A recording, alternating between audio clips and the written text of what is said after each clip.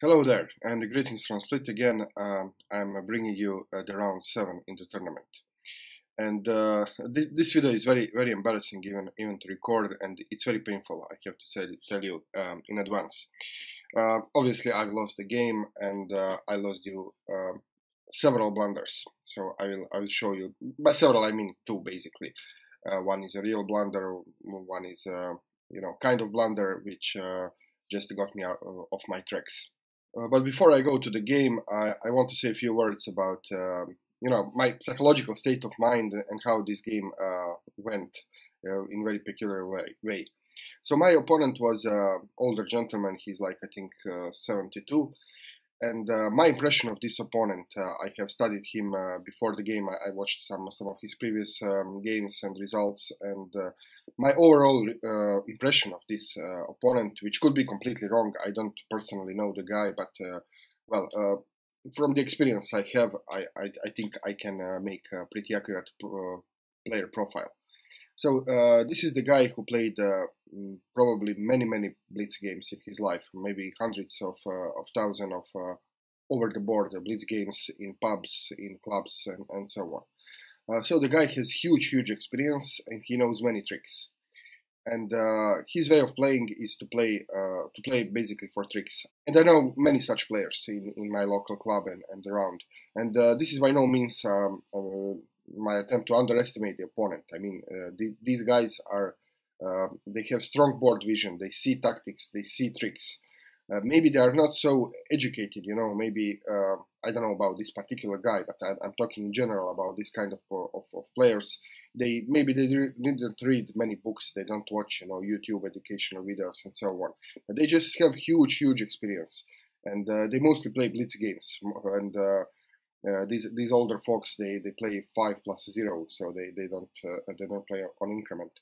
So I guess he had many 5+0 games, and he knows many tricks.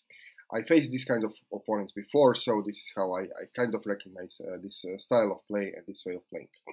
And one thing which is very characteristic with this kind of opponents is that they have this body language. They just radiate with self-confidence. So they are very confident on the board. They are strong board presence. They usually play very quickly, and when they hit the clock, they do this with great strength. They just they play the move, they hit the clock, and then they stand above the board, and they look intimidating. They're very self-confident. And the way one should play against someone like me, who doesn't have this huge blitz experience, who is more, has a scholarly approach to chess, I have just to hold my horses and just play slowly and not give in to this kind of play and this kind of tempo. And this is where I made a mistake.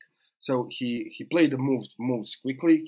He played them with great confidence. He was hitting the clock, strongly after every move, and he psychologically just kind of managed to beat me, to drag me into this mode.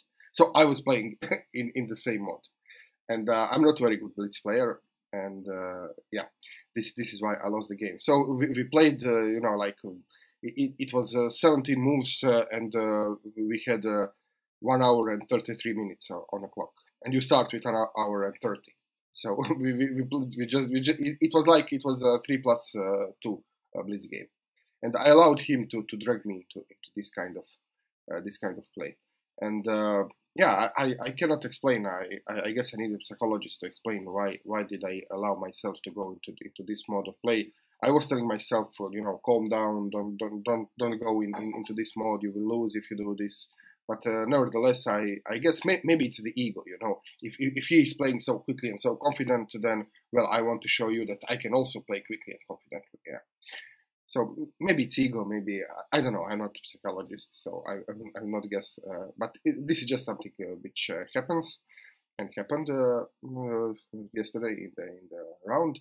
So and this is why I lost. I mean, in this mode of play, he's better. He sees more tricks. He plays constantly for the tricks. I don't see many things when I play so quickly. So I miss things. He sees things, and this is how he won.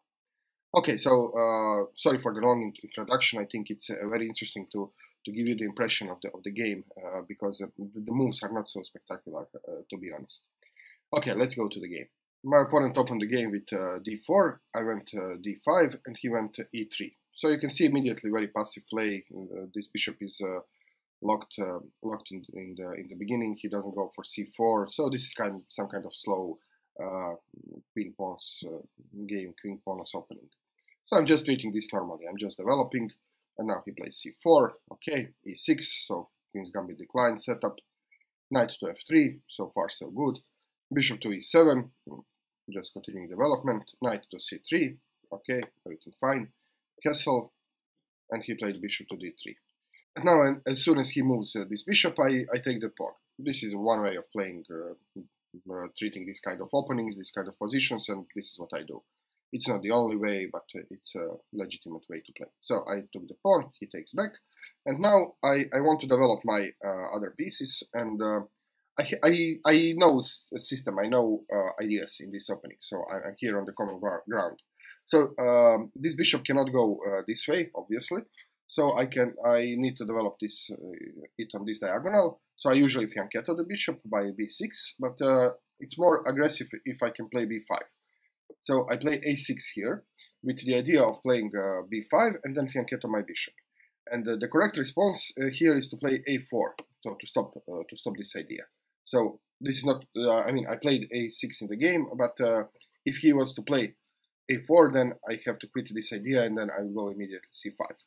I had these kind of positions many times. I know how to play them, so I'm on a familiar territory here. So I played a6, and he didn't play a4 because he doesn't know this idea, so he castled.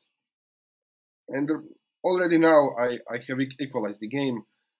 Maybe even I maybe even have a small advantage. So I handle the opening very well. So b5 here now with the tempo. He retreats his bishop to d3, and now I develop my bishop. I fianchetto my bishop. And so now the only thing I need to do is to develop my knight. I can put it on d7, but more ideally I will like to have the knight more active on c6. So I'm looking for c5 and then putting the knight behind the pawn. And this is very, very good. I mean, if opponent allows you this kind of development with lots of space and active pieces, I'm very happy with my position overall. Although I did play this very, very quickly, but okay, at least I'm familiar with the ideas. So it's okay to play quickly when you are familiar with the ideas. Maybe I should still slow down just to get myself in the correct mindset. But as far as the moves are considered, these are all the moves which I will play. Even if I play correspondence game, I will play these exact moves. And now he played a3. I guess he wanted to take some space on the queen side, maybe create some outposts. I'm not sure what was the idea. Anyway, I played here c5. So I'm happy with all these moves. I play this quickly. I know the ideas. Now the knight will come behind the pawn, and everything will be very active. I have space and so on. He took the pawn, which I don't think it's a good idea. It's better for him to hold the tension, because by taking the pawn, he's just allowing me to activate my bishop further. So he take, I took back. So far, so good. And now he played queen to e2. And this is the first position in which I made a mini blunder. So even though if I played quickly so far, this is the moment I should stop. Because now, I mean, the opening is almost over. This is not a move you see every day. So this position is a new position. I don't know this position. I don't have experience with this. So it's time to stop and think. So the candidate moves are obviously knight to c6 and knight to d7, just developing the piece. But instead of playing this, I saw the opportunity to not ruin his pawn structure. So I saw that this bishop is defended only by the queen. And I thought if I take the knight, he has to take with the pawn, because otherwise he will just lose the piece. And I saw this very quickly. I didn't calculate, try to visualize the end position. So every time you need you see a forcing sequence of moves, you need to play them in your head and then stop and look at the final resulting position and evaluate the position. See what's going on after all the forcing moves are played. And I didn't do this. I didn't do this here. I didn't do this later, and this is why I lost. So I just very quickly I saw, okay, if I take, he has to take, if he takes with the queen, he's losing the piece, so if I take, he has to take with the pawn. Okay, great, I ruined his structure, his king is kind of open, so I'm happy with this. And I just immediately played this. And he was thinking, and he very, very quickly played this move. And I was like, oh great, he blundered the piece. And then, only then I realized, oh, but my rook is hanging. So I cannot take the piece because my rook is hanging. And this is the first moment I was very angry at myself, you know, how could I not calculate this, you know, and evaluate the position after all the forcing moves are played. So yeah, I realized here that I'm just blundering rook if I take the bishop. So I was angry at myself because I gave up. I had a very nice bishop pair, you know, two very active bishops in the open position. So the position is open. There are no fixed pawns in the center. I have a very strong bishop pair, and now I just gave it away. So I was already angry with myself. Okay, but now I have to play a move. So knight b to d7. I'm developing the knight, and I want to come here and maybe take his bishop pair. This was my idea. And here we played queen to h3. And now my this queen is kind of out of place. It does threaten this kind of checkmate, but the queen is out of play, and my pieces are more active. He didn't develop his bishop yet, and so forth. So I think the computer evaluation is like minus 0.5. So I'm fine out of opening, even though I gave my bishop pair, and even though I played very quickly and so on, I'm still fine. Okay. And now, and this threat is in the air. This knight is covering this square, so it's still not a threat. But yeah, this knight is kind of it could be dangerous. So he could try to somehow, you know, threaten my knight, and then if this knight moves, it's a checkmate. So I think the good prophylactic move here would be just h6, and then just stopping all the threats. So this will probably be the best here from the human perspective. Instead, I played knight to e5, hitting the bishop, and thinking maybe I can activate my knight here or something. I mean, knight is in the center of the board. I thought, okay, this is fine. And he just retreated the bishop to c2. Now it was time to play h6. This is now the best move, just to, you know, because now this threat is eternal, and only thing he has to do is to remove this knight. And so if I wasn't playing so quickly, the correct question to ask myself is, can he somehow attack this knight on f6? If he can, this should be an alarm to do something to stop it. And he can, you know, just playing knight to e4, he can harass my knight, and then I'm in some troubles. So I should have anticipated his attack on the knight and just play h6 prophylactically. Instead, I just quickly played, you know, queen to b6, following the general principles. So I want to connect my rooks and develop the queen, and okay, the queen and the bishop on this diagonal, x-raying the king, and so on. So I was just, you know, just general consideration, general principles, no calculation here involved. And now he played knight to e4, hitting my knight. And if he takes my knight, the checkmate is coming here. And okay, I saw this, but I didn't saw the sequence. So the best move here would just to retreat this knight here to d7, and now the knights are protecting each other, and then later on I can play h6 and get rid of these threats. Instead, I thought, okay, I can take the knight, he takes back, and now, yeah, he's threatening checkmate, but now I can play g6, or maybe even knight to g6, or I was thinking about f5. f5 is a good move, just closing this diagonal. So again, general considerations. I take the knight, he takes the knight, and then I play f5, closing the diagonal, and it's okay. And again, I didn't, you know, stop and evaluate the final position after all the forcing moves.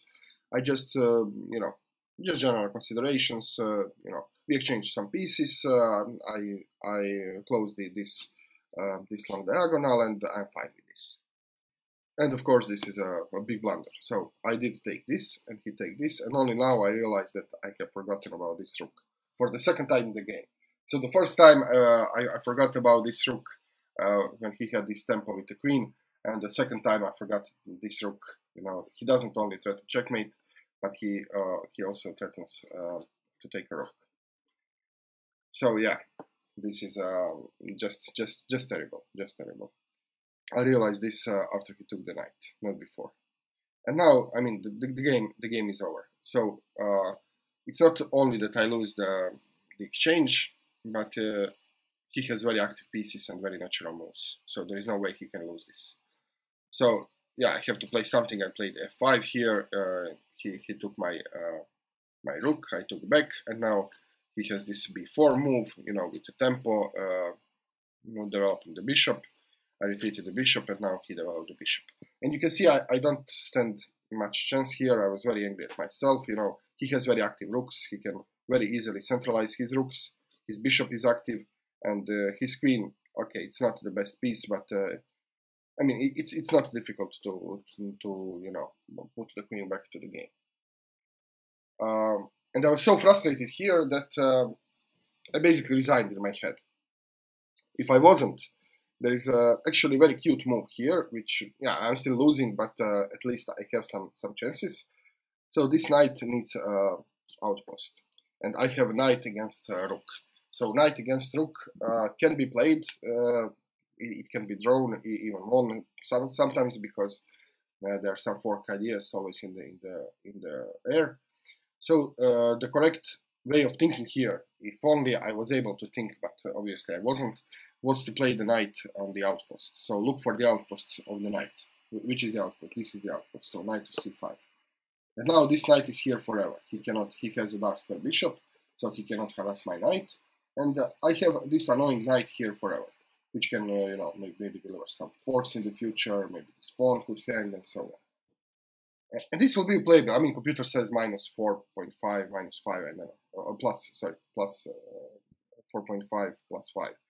But this will be playable position. And I did see this outpost, but just later in the game. So yeah, like I said, I mentally resigned here.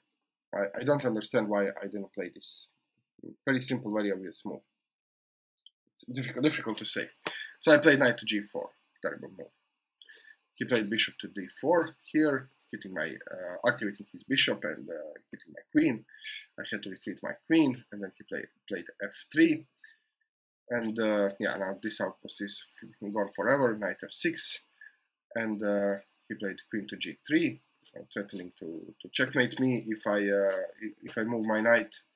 So I played knight to h5, you know, I'm protecting the pawn, hitting the queen, and I'm also looking to exchange this very strong bishop. Queen to f2, now bishop to f6, we exchange bishops. And now again, if I would be able to put my knight on c4, there could be some game, you know. But now he will not allow me to do so.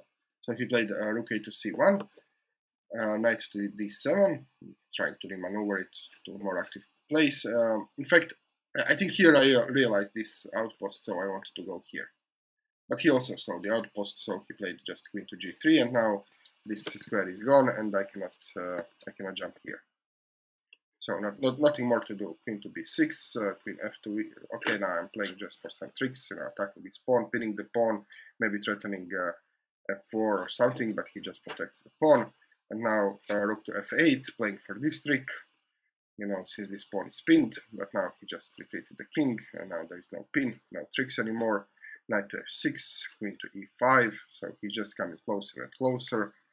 Knight to d5, I'm trying to do something with my knight. I mean, ideal square is this outpost, which I gave away. Now he plays a break, e4, f takes c4, rook takes, and now this pawn is attacked twice. I have to defend it, putting my rook completely passive.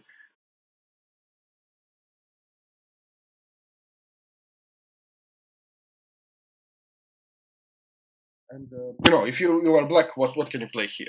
I mean, I'm just out of moves. There are some things I could have played, but I mean, whatever I play, I lose. So I just tried, you know, for some counter play, just play, you know, a5, hope that he makes some silly mistake. But he just played rook c to d1. Now my knight is hanging because this pawn is pinned.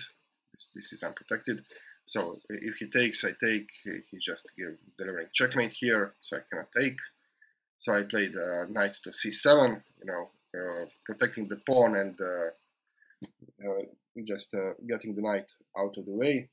But then he just played very quickly this rook to d7, and now I cannot stop checkmate on g7, so I resigned the game. Okay, this is it.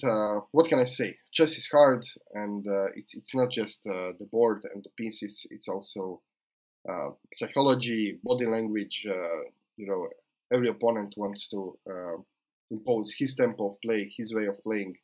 And my biggest mistake here was to allow my opponent to drag me into this blitz mode of playing, you know, hitting the clock and playing energetically, which is not my style of play. So if you follow my channel, you know that my approach to chess is, like I said, a scholarly approach. I read books. I'm taking my time when I analyze my games, when I analyze master games. So for me, chess is a slow intellectual activity, and when I allow myself to be dragged into blitz mode, I will always lose against these kind of opponents. Okay, thank you very much for watching. I have 2 more rounds to go. Today I'm playing with 1400 player who is, he's on paper 1400, but he has 1 victory and 1 draw against 2000 plus opponents. So obviously underrated player. So I expect to have a very difficult game this afternoon. So yeah, wish me luck, and I will do my best. Cheers.